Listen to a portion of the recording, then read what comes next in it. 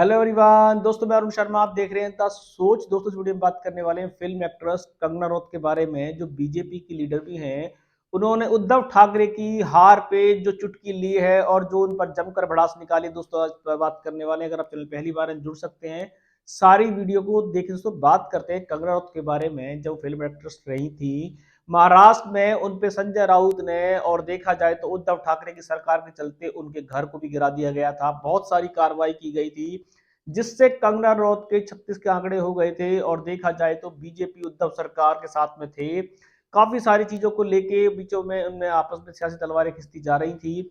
अब उद्धव ठाकरे का बुरा वक्त आया है। जैसे ही वो हार की कगार पे पहुंचे और जिस करीब बुरारी हार जो उनकी हुई है, उस हार पे सबसे पहले देखा जाए तो रोटी सेकने के लिए कंगना रनौत आ गई, जो बीजेपी की लाख लताड़ समझाने के बावजूद भी वो कोई मौका नहीं छोड़ती।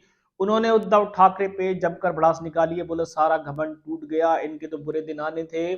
और इनको आज जमीन आसमान का फर्क नजर आ रहा होगा कि इन्होंने एक महिला के ऊपर कार्रवाई की थी, जो सरकार के जबरदस्ती मुखिया बने बैठे थे। संजय राउत को भी उन्होंने लताड़ लगाई है। उद्धव ठाकरे की हार वास्तव में सियासत की बड़ी हार है, क्योंकि शिवसेना भी उनके हाथ से चली गई, चुनाव निशान भी उनके हाथ से चला गया। यहाँ तक कि वो महाराष्ट्र में जितने बड़ बोले नेता जाने जाते थे, जिस तरीके से वो बीजेपी को लताड़ लगा रहे थे और उन्होंने अपने हिंदू विचारधारा को भी चेंज कर दिया था, पर महाराष्ट्र की जनता ने उनको नकार दिया। भले ही उनके पास अब कुछ ना बचा हो, पर बीजेपी ने उनको जमकर भड़ास निकाली। उन्होंने कहा था कि इनके फादर हमेशा बीजेपी में रहे थे। उद्धव ठाकरे ने अपने पिता की सारी जितनी भी पूंजी थी सबको गंवा दिया। बाल ठाकरे की सेना को देखा जाए तो शिंदे ने हड़प लिया। आज शिंदे को देखा जाए तो जनता ने दोबारा चुनकर भेज दिया है। असली और नकली शिवसेना पे बहुत सारे सवाल खड़े थे, पर संजय राउत ने इस पे फिर दोबारा से सियासी हमले बोल दिए। उन्होंने कहा कि उनको सुप्रीम कोर्ट की वजह से हार हुई है, ईवीएम की वजह से हार हुई है, बीजेपी हारी हुई है।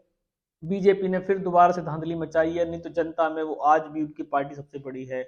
अब इस पे कंगना रनौत को जब मौका मिला, कंगना रनौत को एक खबर मिली कि संजय राउत और उद्धव ठाकरे की जो हार हुई है उस पे उन्होंने जो भड़ास निकाली है, उससे उद्धव ठाकरे को नॉन मिर्ची लग चुकी है, संजय राउत को नॉन मिर्ची लग चुकी है। पर कंगना रनौत रोटी ना सेके, ऐसा हो नहीं सकता। क्योंकि जब कंगना रनौत को उनके घर पे कार्रवाई कर गई थी, बुलडोजर चलाए गए थे, बहुत सारे सियासी हमले हुए थे, जिसके चलते कंगना रनौत आज उनके अपने आप का अपमान का बदला लेना चाहती है।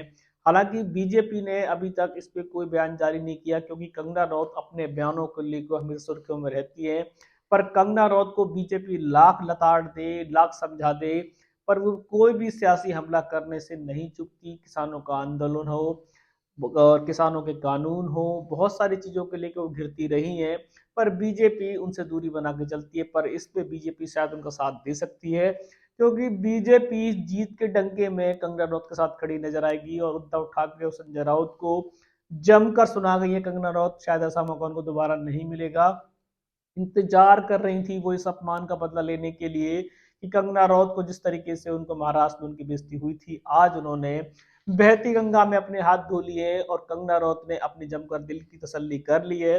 भले ही संजय राउत आग बबूला हो, भले ही उद्धव ठाकरे आग बबूला हो, पर उन्होंने अपने सियासी हमले बोल। दोस्तों, इस रुझान पे काफी सारा समीकरण था कि कंगना रनौत पे मुंबई में चलते काफी सारे उद्धव ठाकरे ने सियासी हमले किए थे। कितने सच है कितने झूठ है ये तो आमने सामने की बातें हैं, पर उसके चलते कंगना रनौत ने उद्धव ठाकरे की हार पे जो सियासी हमला बोला है, उससे संजय राउत और उद्धव ठाकरे का जिस तरीके से यूट्यूब की बात करें तो उन पे बहुत सारी चीजें गर्मा गई हैं।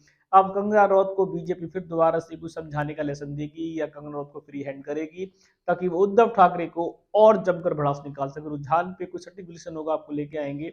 अगर आप चैनल पहली बार हैं, जुड़ सकते हैं आगामी सभी वीडियो को। दोस्तों, मैं अरुण शर्मा मिलूंगा नई सोच के साथ। अपना ध्यान रखें।